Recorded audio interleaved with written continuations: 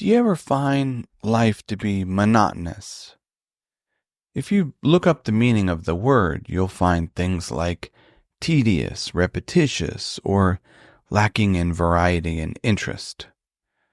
Something that I've been curious about for the last few years at least is how we find meaning in the more mundane aspects of life. There's been a lot written about meaning.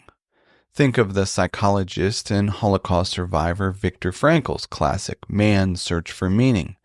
Originally published in 1946, Frankl explored how we might find or make meaning in difficult and challenging situations. He famously said, "We who lived in concentration camps can remember the men who walk through the huts comforting others, giving away their last piece of bread. They may have been few in number, but they offer sufficient proof that everything can be taken from a man but one thing, the last of the human freedoms, to choose one's attitude in any given set of circumstances, to choose one's own way." But I'm more curious about how we find meaning not necessarily in complex or dangerous circumstances like being in a Holocaust prison camp, or James Stockdale's experience as a POW during the Vietnam War, which you can read about in Thoughts of a Philosophical Fighter Pilot. My interest, selfishly I might add, is finding meaning in the mundane. For example, the dull or more boring and repetitive aspects of life. Think of the daily carpool line to pick up your kids, or navigating the fluorescently lit aisles of your local supermarket. Or maybe it's a nagging illness or a chronic pain of some sort. These types of challenges seldom make for a best-selling book. Nevertheless, they are the challenges that the majority of us face day in and day out. These repetitive tasks might lead us to recall Albert Camus' myth of Sisyphus, the figure from Greek mythology that was forced to roll an immense boulder up a hill, only to roll back down every time it neared the top, repeating this action for eternity. Camus, a French existential philosopher, concluded that we should imagine Sisyphus happy. He wrote, "One always finds one's burden again, but Sisyphus teaches the higher fidelity that negates the gods and raises rocks. He, too, concludes that all is well. The struggle itself towards the heights is enough to fill a man's heart. One must imagine Sisyphus happy." It raises the question of whether meaning has anything to do with the tasks themselves. Does it matter if something's mundane or miraculous? Also, if we make or create meaning, it's worth asking what we make it with. What are the necessary ingredients of meaning, especially in the face of life's mundane tasks? The American essayist Ralph Waldo Emerson believed that we need courage for virtually everything. Whatever you do, stressed Emerson, you need courage. Whatever course you decide upon, there is always someone to tell you that you're wrong. There are always difficulties arising. To map out a course of action and follow it to an end requires some of the same courage that a soldier needs. Interestingly, we don't always think about courage when it comes to someone tackling the mundane. The person who gets up consistently and, quote, grinds it out, as they say. But we should. It takes courage and self-discipline to keep moving forward. As the Stoic philosopher Seneca said, sometimes even to live is an act of courage. The existential psychologist Rollo May explained in his book The Courage to Create, published in 1975, that courage is not the opposite of despair. we shall often be faced with despair. Hence, Kierkegaard and Nietzsche and Camus and Sartre have proclaimed that courage is not the absence of despair. It is, rather, the capacity to move ahead in spite of despair. According to May, courage is not a virtue or value among other values. It is the foundation that underlies and gives reality to all other virtues. Without courage, explains May, there is no creation or becoming. It's important to remember that we need courage to create meaning, especially in the face of the mundane aspects of life. The mundane, or tedious and repetitive, is unavoidable. It is a common obstacle and a necessary ingredient of life. Therefore, it's vital that we know the difference between what we can change and what we can't, what we should accept and what we should resist.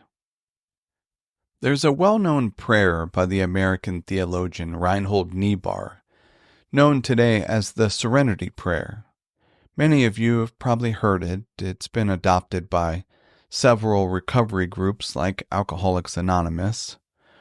The most prevalent version is, God, grant me the serenity to accept the things I cannot change, the courage to change the things I can, and the wisdom to know the difference.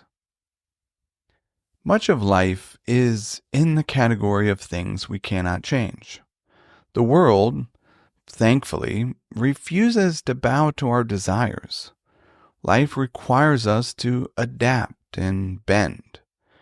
Wisdom traditions have many names and practices for accepting and aligning ourselves with how the world works. The Stoics advise us to live in accordance with nature. The Taoists say to live in the flow of life. And spiritual traditions include phrases like acceptance, surrender, and letting go. The longtime psychotherapist and author David Richo explains in his book 5 Things We Cannot Change that there are unavoidable givens or immutable facts that come to visit us all repeatedly. 1. Everything changes and ends. 2. Things don't always go according to plan. 3. Life is not always fair. 4. Pain is part of life. And finally, 5. People are not always loving and loyal all the time. When we learn to accept and embrace these fundamental truths, explains Dr. Richo, we realize that they are precisely what we need to gain courage, compassion, and wisdom. In short, to find real happiness. One of the strange aspects of wisdom and life is how paradoxical it can be. Dr. Richo observes that because several aspects of life are outside our control, it does not mean we lose our agency or the ability to embrace or say, quote, yes to life. To accept how the world works, the mundane and all, is not losing or giving up. It's deciding to grow up. It involves submitting to the notion that there are eternal truths and that the art of living requires us to live in accordance with those truths, not despite them. In his classic The Hero with 1,000 Faces, published in 1949, the American writer Joseph Campbell connected saying, quote, yes to life to the hero's journey. One must participate joyfully in the world's sorrows, he says. Although unable to cure the world of sorrows, one can choose to live in joy. The warrior or hero's approach is to say yes to life. Life provides seemingly endless opportunities to create meaning. Each moment, hour, and day is an opportunity to summon courage and say yes to life. The German philosopher Friedrich Nietzsche wrote about the notion of saying yes and beyond good and evil, published in 1886. He proclaimed, "I want to learn more and more, to see as beautiful what is necessary in things. Then I shall be one of those who make things beautiful. Amor fati, let that be my love henceforth. I do not want to wage war against what is ugly. I do not want to accuse. I do not even want to accuse those who accuse. Looking away shall be my only negation. And all in all, I wish to be only a yes-sayer." Similarly, the Swiss psychologist Carl Jung put it this way: "Givens can be embraced with an unconditional yes to that which is, without subjective protests, an acceptance of the conditions of existence, an acceptance of my own nature as I happen to be." An unconditional yes is a yes to all of life. It is a willingness to repeatedly land on concrete reality without a pillow to buffer us. As Dr. Rico suggests, such a yes makes us flexible, attuning us to a shifting world and opening us up to whatever life brings.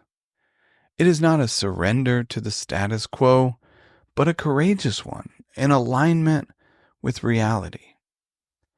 Like Sisyphus and his rock, one always finds one's burden again, stressed Camus. This is also true for us.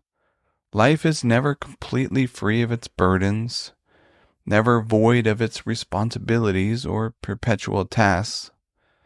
In life, there is a perennial need for courage, even, or especially, you could say, during the mundane aspects of it. We need the courage to create a life that we deem worth living, the courage to accept the many things we simply cannot change, and finally, the courage to say yes to life. Meaning is made in the mundane, again and again.